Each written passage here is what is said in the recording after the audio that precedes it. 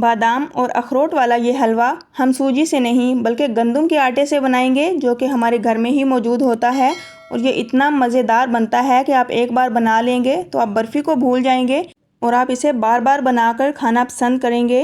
तो अस्सलाम वालेकुम एवरीवन, कैसे हैं आप सब। वेलकम है आपका आसान खाने कुकिंग चैनल में मैमूना के संग।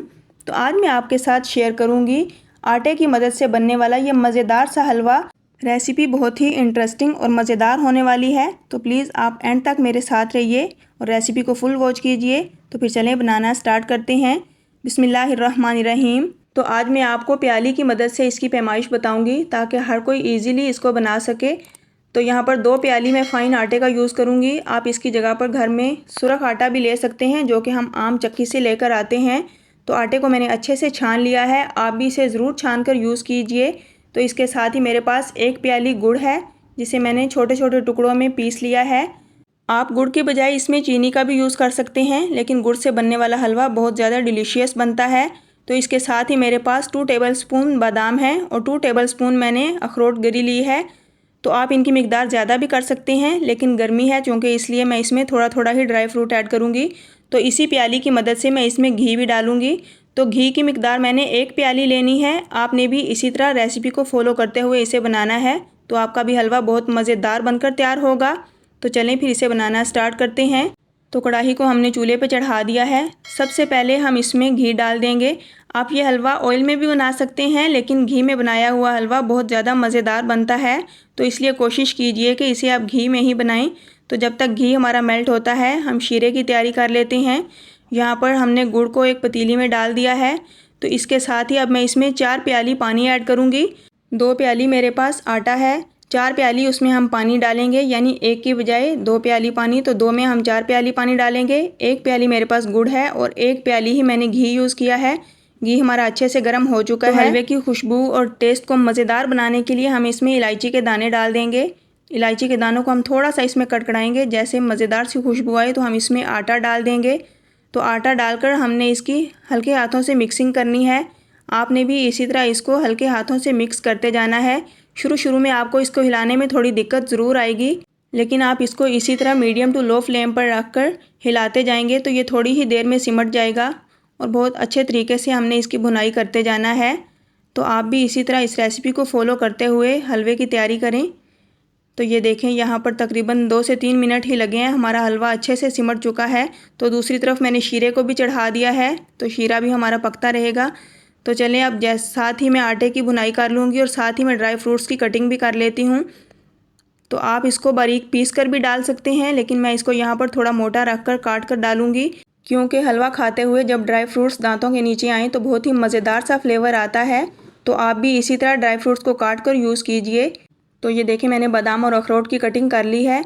तो दूसरी तरफ हमारा शीरा भी तैयार हो चुका है। हमने इस चाशनी को तार वाली चाशनी नहीं बनाना, सिर्फ हमने गुड़ को मेल्ट करना था। तो अब फ्लेम को ऑफ कर देते हैं। तो चलें अब हम आटे की तरफ आते हैं। आटे को मैं साथ साथ चम्मच चला रही थी और इसको हमने लो फ्लेम पर ही पकाना है। बहुत ज़्यादा हाई फ्लेम पर रखेंगे तो आटा हमारा फ़ौरन से जल जाता है, क्योंकि हमने आटे को बिल्कुल लो फ्लेम पर भूनना होता है और उस वक्त तक हमने इसको भूनना है जब तक कि आटा अच्छे से ऑयल या घी ना छोड़ दे। तो यहाँ पर आटे का हलवा बनाने का प्रोसेस सूजी वाले हलवे से थोड़ा सा डिफरेंट होता है, तो इसलिए आप रेसिपी को फुल वॉच कीजिए। तो इंशाल्लाह आपकी ये रेसिपी बहुत ज़्यादा काम आएगी। तो यहाँ पर आपने फ्लेम का बहुत ज़्यादा ख्याल रखना है। हाई फ्लेम पर अगर आप इसे पकाएंगे तो फिर आटा फ़ौरन से जल जाएगा और इसमें टेस्ट भी डिस्टर्ब होगा। तो बिल्कुल इसी तरह लो फ्लेम पर आप इसे तकरीबन 15 से 20 मिनट तक इसको भूनेंगे, तो ही हमारा मज़ेदार सा फ्लेवर इसमें आएगा और आटा हमारा अच्छा सा क्रिस्पी हो जाएगा, जिससे हमारा हलवा बहुत ही मज़ेदार बनकर तैयार होगा। तो यहाँ तकरीबन 15 मिनट मुझे हो चुके हैं। आटे को मैंने अच्छे से भून लिया है। बिल्कुल इसी स्टेज पर हम इसमें ड्राई फ्रूट्स ऐड कर देंगे। तो कुछ ड्राई फ्रूट्स मैंने इनको बाद में यूज़ करना है, कुछ मैं अभी इसमें डाल देती हूँ ताकि हमारे ड्राई फ्रूट्स भी इसमें अच्छे से क्रिस्पी हो जाएं। और अगर आप ड्राई फ्रूट्स को भी इसके साथ भून लेंगे तो ड्राई फ्रूट्स में भी बहुत ही मज़ेदार सा फ्लेवर आ जाता है। आप अगर ड्राई फ्रूट्स को अलग से फ्राई करना चाहें तो अलग भी कर सकते हैं, लेकिन इस तरह थोड़ी सी ईजीली काम हो जाता है। तो इसलिए मैंने 3-4 मिनट के लिए ड्राई फ्रूट्स को भी आटे के साथ ही भून लिया है। तो यहाँ आटे की अच्छे से भुनाई हो चुकी है। आटे ने ऑयल छोड़ना शुरू कर दिया है, मज़ेदार सी इसमें खुशबू आ गई है और खूबसूरत सा कलर आ चुका है। तो बिल्कुल इसी स्टेज पर हम इसमें शीरा ऐड कर देते हैं। गुड़ का शीरा आप जब भी यूज़ करें इसे ज़रूर छान कर यूज़ किया करें, क्योंकि इसके अंदर कचरा वगैरह होता है। तो आपने शीरा डालते हुए बहुत ज़्यादा एहतियात बरतनी है।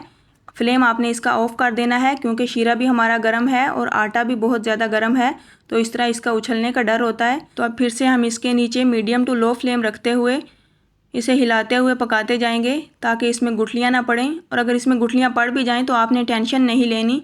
जैसे ही हम इसको हिलाते जाएंगे और पकाते जाएंगे तो ये गुठलियाँ खुद ब खुद मेल्ट हो जाएंगी। तो यहाँ पर चंद मिनट ही लगेंगे और ये तमाम गुठलियाँ अच्छे से सॉफ्ट हो जाएंगी। तो यहाँ पर मैंने इसको मीडियम टू लो फ्लेम पर इसी तरह पकाते जाना है। तो साथ ही मैं चम्मच की मदद से इन गुठलियों को भी हल्के हाथों से मैश करती जाऊँगी। तो आपने भी बिल्कुल इसी तरह करना है। और ये फ़ौरन से फ़ौरन इसमें खुश्क हो जाता है, क्योंकि हमने इसमें बहुत ज़्यादा पानी नहीं ऐड किया। क्योंकि अगर हम ज़्यादा पानी इसमें ऐड करेंगे तो फिर उसे खुश्क करने में बहुत ज़्यादा टाइम लगेगा। सूजी तो पानी की मिकदार को फ़ौरन से अपने अंदर सोख कर लेती है और उसको पकाने में पानी की ज़्यादा मिकदार चाहिए होती है। लेकिन आटे का हलवा बनाते हुए आपने पानी की मिकदार का ख़ास ख्याल रखना है, तो ही हमारा हलवा परफेक्ट बनकर तैयार होगा। तो दोस्तों, इसी के साथ अगर आप मेरे चैनल पर न्यू हैं तो प्लीज़ चैनल को सब्सक्राइब कीजिए और साथ में लगे बेल आइकन को लाजमी प्रेस कीजिए, ताकि मेरी आने वाली हर वीडियो का नोटिफिकेशन आपको सबसे पहले मिले। और साथ ही अगर आपको मेरी वीडियो अच्छी लगे तो इसे ज़रूर लाइक कीजिए और इसको ज़्यादा से ज़्यादा शेयर कीजिए। तो यहाँ इसी तरह मैंने मीडियम फ्लेम पर इसको बराबर चम्मच चलाते हुए पका लिया है और ये तकरीबन मुझे 4 से 5 मिनट लगे हैं। इसका तमाम शीरा अच्छे से खुश्क हो चुका है, इसकी तमाम गुठलियाँ भी अच्छे से ख़त्म हो चुकी हैं और ये आपके सामने है। हमारा मज़ेदार सा हलवा तकरीबन रेडी हो चुका है। तो बिल्कुल इसी स्टेज पर हम इसकी फ्लेम ऑफ़ कर देंगे और चलते हैं अब इसकी फ़ाइनल लुक की तरफ। तो अल्हम्दुलिल्लाह हमारा आटे की मदद से बनने वाला ये मज़ेदार सा हलवा बनकर तैयार हो चुका है।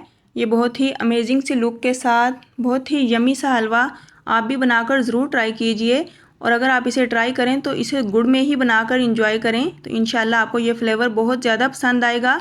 तो अब थोड़ा सा हम इसको ड्राई फ्रूट्स के साथ गार्निश कर लेते हैं। सूजी वाले हलवे की निस्बत इस हलवे को बनाने में थोड़ा सा टाइम तो ज़रूर ज़्यादा लगता है, लेकिन ये खाने में भी उतना ही ज़्यादा मज़ेदार होता है। तो आप इसी तरह रेसिपी को फॉलो करते हुए एक बार इसे बनाकर ज़रूर ट्राई कीजिए। इंशाल्लाह आपको ये रेसिपी बहुत ज़्यादा पसंद आएगी। और जैसा कि अक्सर बच्चे सूजी का हलवा खाना पसंद नहीं करते, तो आप आटे का हलवा बनाकर ट्राई कीजिए। इंशाल्लाह ये आपके बच्चों की हड्डियां भी मजबूत करेगा और बच्चों की क़ुव्वत मुदाफ़त को भी ज़रूर बढ़ाएगा। तो होप सो आपको मेरी ये रेसिपी ज़रूर पसंद आई होगी। मिलती हूँ नेक्स्ट एक मज़ेदार रेसिपी के साथ। मुझे अपनी दुआओं में याद रखिए। अल्लाह हाफिज़।